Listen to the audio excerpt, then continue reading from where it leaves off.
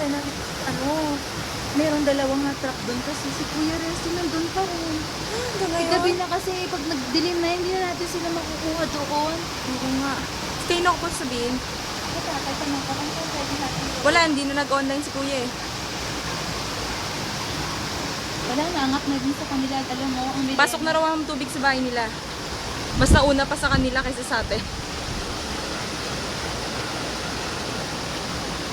Ayan, nakikita nyo ba Kung ako yan? si Adam, hindi na. Bahay yan. Malapit na sa bubong ang tubig. Ayun, nakamoy mga tao nasa bubong.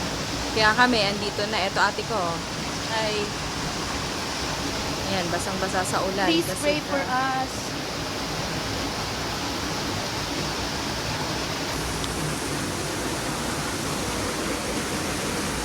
Sana wala na naman ako.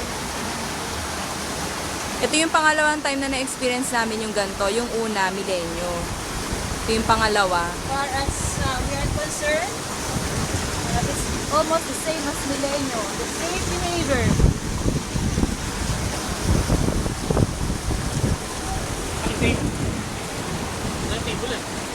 Ha? Yan, nakikita nyo pa ba kung nasan yung ilog? Wala na, di ba? Yung kalsada tsaka ilog, parang pareho na lang. Nakita nyo ba yung waiting shed doon? Yan, halos Wala tayong tubig. halos malapit na ang tubig. Meron kayo salvavida in Life Fest? Kami? Wala. Sinasabi na ate ko, dun do sa bahay na yan ay merong pang natrap na tao. Kailangan ma-rescue sila. Pero hindi namin alam kung paano kasi wala kaming gamit.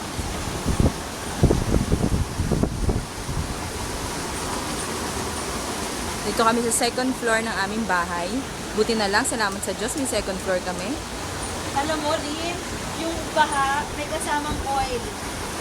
Ganon. Parang smells like diesel. Ayan, no, kita mo yun parang nagsispark na yun na parang doon siya.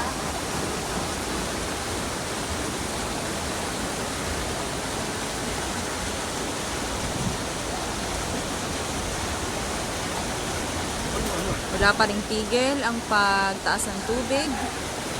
At Lord, sana po tumila na ang ulan at tumigil na po pag-akit ng tubig dahil malapit na rin kaming lumikas.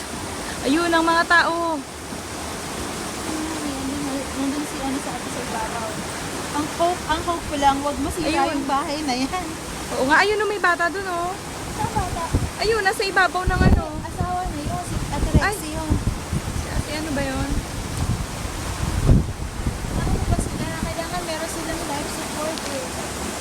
So kahit na pang baby.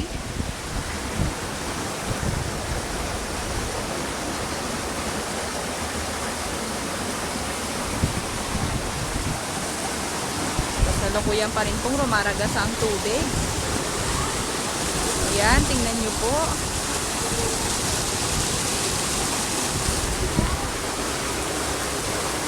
Yung tindahan na pinagbibila namin, lubog na. Nababasa na ako ng ulan.